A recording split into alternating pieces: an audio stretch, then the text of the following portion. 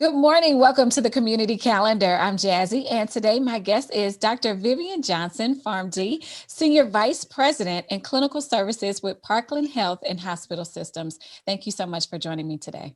Thank you for inviting me, Jazz. Thanks. And also we have Dr. Francois Booker-Drew. She is the VP of Community Affairs and Strategic Alliances for the State Fair of Texas. Thank you also for joining me. Thank you for having me. Yeah, so we're here today because we have to talk about a very serious conversation that's taken over our lives, this coronavirus pandemic. And now help is here. It is on the way. We have 3 different approved coronavirus vaccines, and there are quite a few myths that I see so many different people talking about in regards to taking the vaccine. And so, Dr. Johnson, I'd like to start with you in regards to the 3 different coronavirus vaccines. The number one concern that I hear is that the vaccine was rushed. And I think it has something to do with Operation Warp Speed, the way it was put out, like it was done so fast. Yeah, So yeah. can you please explain to us, were the vaccines rushed? It's very unfortunate that the title of Warp Speed was given to this project because with all of the products or drugs that are actually manufactured, it is a requirement that they must go through specific phases of trials, and these vaccines had to go through those same phases. Okay. And so this is, I think, for the public, this is the first time that we've had so much visibility around the vaccines to know about the steps and the timing that is discussed. But actually, a lot of work had already been done on the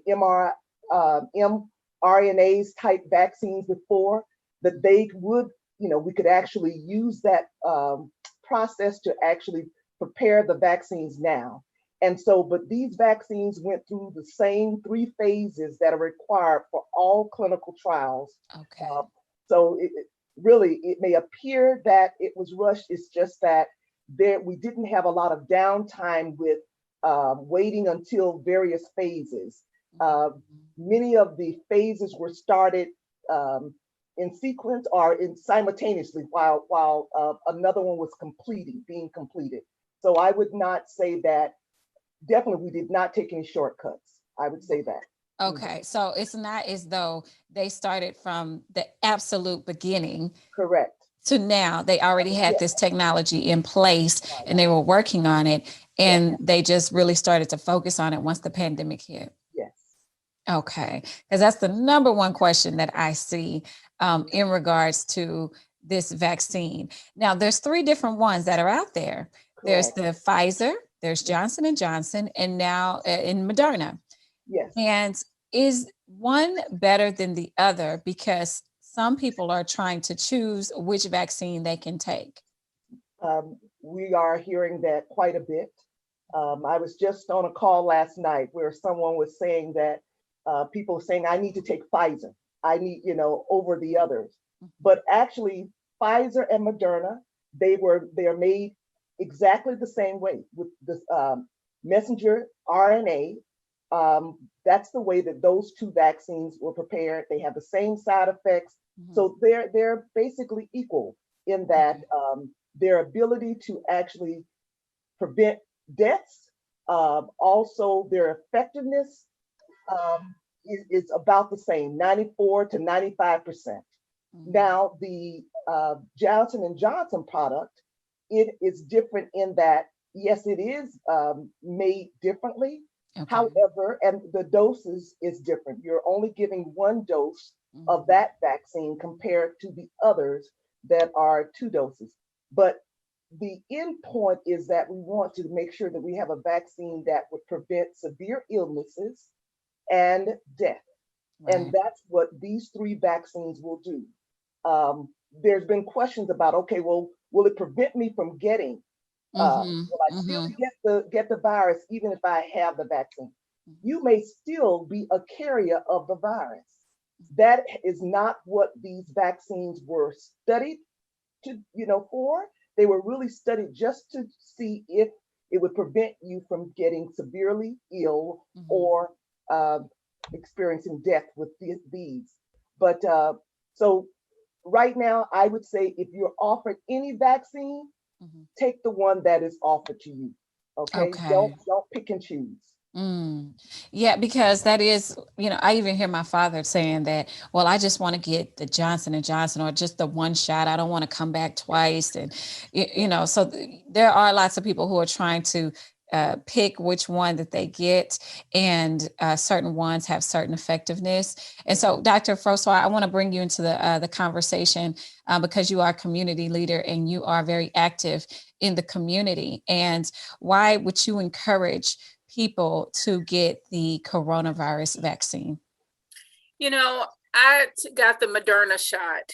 And what I say to people is, it does not cause problems in the way that people think it's going to cause problems. I would prefer to have some side effects that are mild than deal with what COVID has done. And I've been one who has experienced firsthand what it looks like, and watching a dear friend of mine's son pass away from COVID at 22, and seeing what he went through from August, of going back to college and getting ill, and the amount of time Chris stayed in the hospital and all the challenges he went through while he was alive with COVID.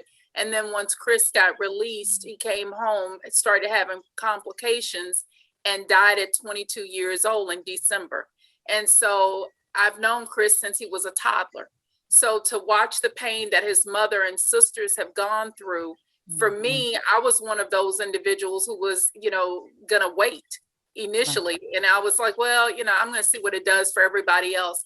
After watching, and witnessing what Chris went through, it totally changed my life and made me more of an advocate to say, you all take the vaccine versus going through the illness. And even for people who have COVID and get over it and may not experience what Chris and his family went through, I have friends who have such severe complications as a result of the virus. So why would you put yourself in that position when the vaccine can eliminate, severe illness and hospitalizations?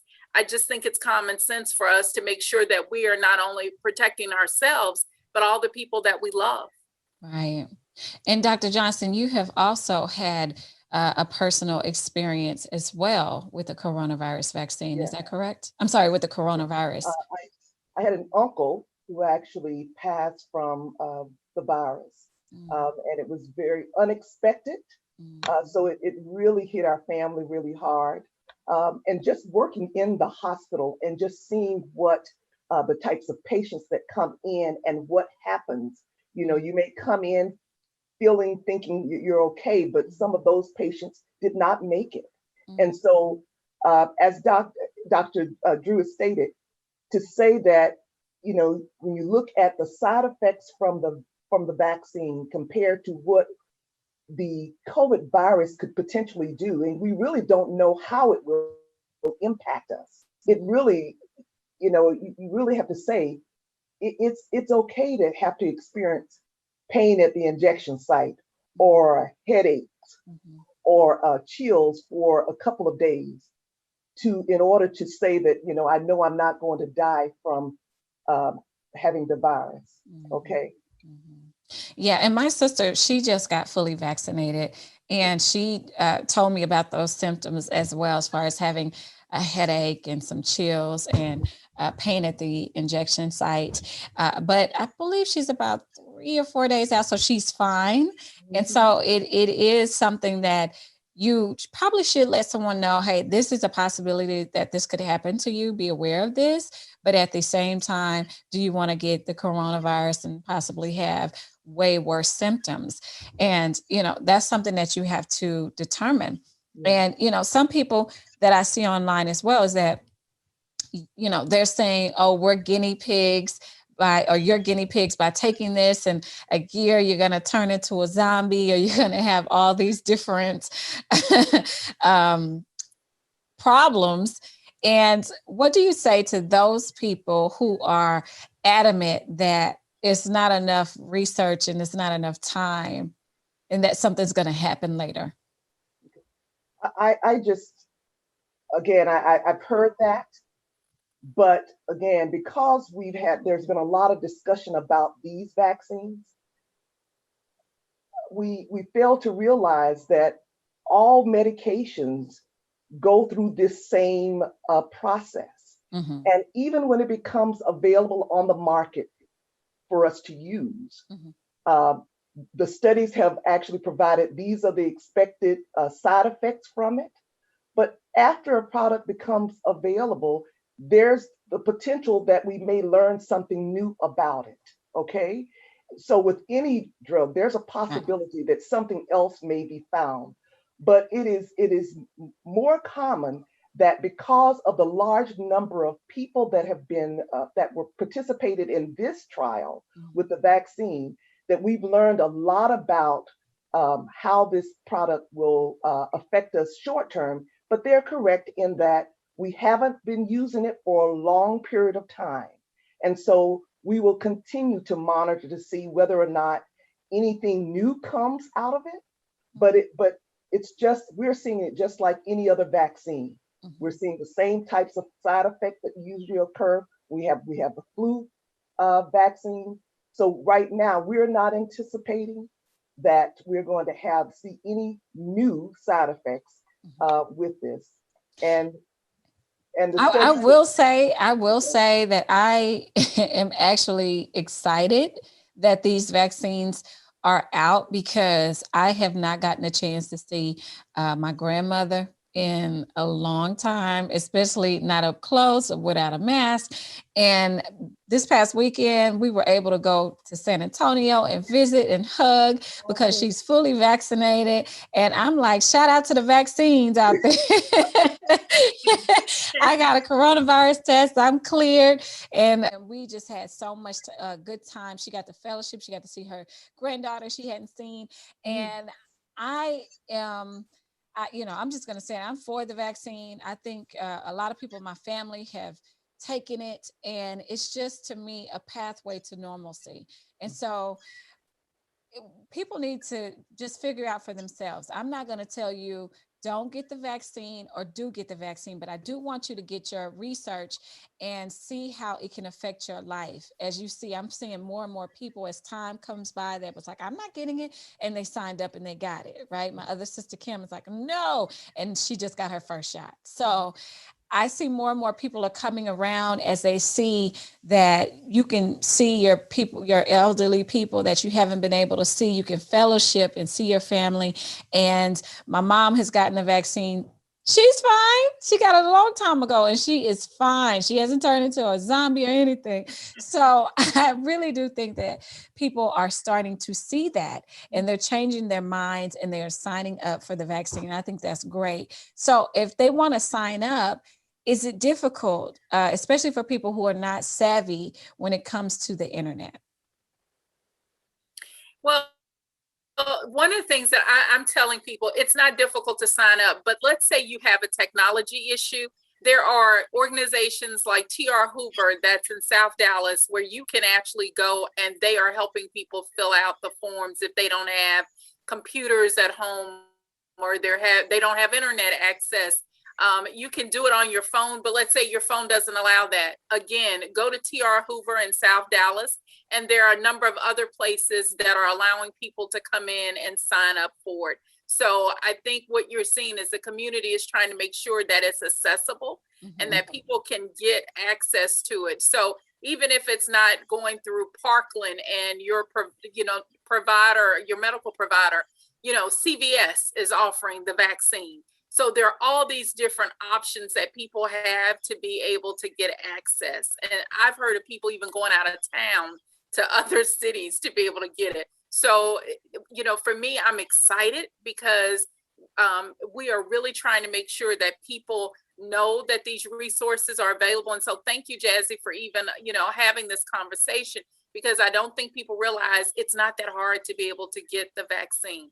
It just takes, be aware of the categories of 1A and 1B. And now that it's opened up even in Tarrant County for people that are 50 and older, it's available. And then I want to even shout out to St. Luke is doing one this weekend at the Redbird with UT Southwestern. So there's a way to even sign up to get it there this weekend. So just a lot of opportunities are there for people to get it.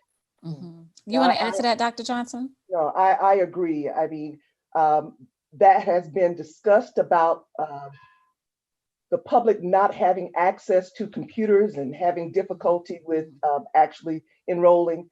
And so Parkland has also partnered with individuals in the community to set up times so that you can register. Churches are doing that as well. And what I want to actually encourage the public is that to be persistent. If you find that you are not getting access to it and it's becoming difficult, you continue to raise your voice about it. You get with a church minister, you get with someone to say that you're having difficulty, because as we've stated, the vaccines are available. Mm-hmm. We want to be able to provide them. And it is, you've heard, we need to have herd immunity in order to really combat this. So we have to insist that we get access to this vaccine. And if you find that your mother, your family members don't have the technology to do these things, we need you to be an advocate for your family, for the community. Absolutely. And get and insist that we get access to it. Absolutely. And they have opened it up to educators and, President Joe Biden said that he wants to open it up to everybody by May 1st. And so they're working really fast and diligent to make sure that everybody can get access to the vaccine. And I understand in Texas, they've lifted the mask mandates and opened the businesses up, but you can continue to protect yourself. You can continue to wear the mask. This is a personal choice that you can make. And of course, some businesses did decide to continue to follow the CDC guidelines. But, so if you cannot get the vaccine, you can continue to protect yourself in those ways by wearing your mask and practicing social distancing. And if I may say something, Jazz, yes, I know that the mask restrictions have been lifted. However, but when we have to also realize you're getting the vaccine not only because to help you, but also we're asking you to wear your mask so that you can prevent infecting someone else. Mm-hmm. As we stated, you may still get the virus even after receiving the vaccine, but we need you to continue and recommend that you continue to wear the mask until the people who are around you are vaccinated. Mm-hmm. And so think about that, because you can still carry it. And that means that it could then, you could give it to someone else and they could have a severe illness as a result of it. Mm-hmm.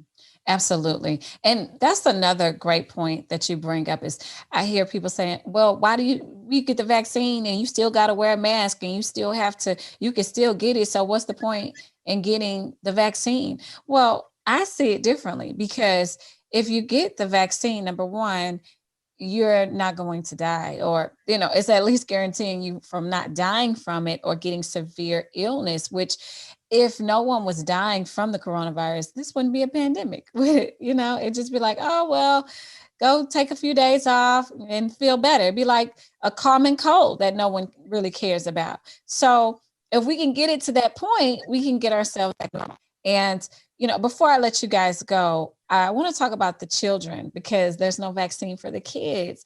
So what are they doing for the kids? Because I understand they're taking care of the grownups, but what about the kids that are still going to school and they want to play sports and all that good stuff? What are they doing for the children to keep them safe?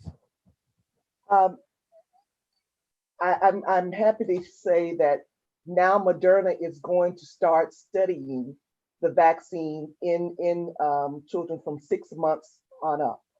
And so there are guidelines that are being reviewed, basically how we should continue to work with children. I think it's good that we're having the teachers to be vaccinated. And right now we haven't had as many cases of the virus with small children. So I think that's what is helping us right now. Mhm. However, we're excited to know that there will probably be data very soon to say that it's effective, that we can use, also give this to children as well. Okay. That's great to know because I have a small child and I want to protect her. She's not in daycare and I want her to go. I need a break, Right. but but I got to protect my child at the same time. So I know that affects a lot of parents and women out there. Oh, and also pregnant women, women that are pregnant, can they get the vaccine because they're worried about affecting their unborn baby? Yes. Um, the studies that was done did not say specifically to uh, include pregnant women. However, we did find that there were women who got pregnant or were pregnant while in the study, and we found that there were no untoward effects or adverse effects from the vaccine toward the baby or the mother. And really, the OB-GYN societies have reviewed this and determined, again, the risk of COVID on the mother, the complications that that mother would experience with the virus are so far greater than what they would experience with the side effects with the vaccine that they're basically saying it must be, we should be offering this vaccine to pregnant women as well. Okay, perfect. All right. Well, thank you so much for joining me today. Do you have any last words, Dr. Francois, as far as maybe convincing people that they should go ahead and get the vaccine? I would just say, think about the people that you love.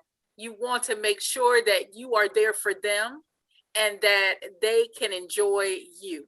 So this is a way to ensure that we have more time with our families to love on them and make sure that they are safe and protected. Absolutely. And Dr. Johnson, did you have any last words? Just continue to wear your mask, social distance, and wash hands. Again, be ready for the vaccine and accept whichever one is offered to you.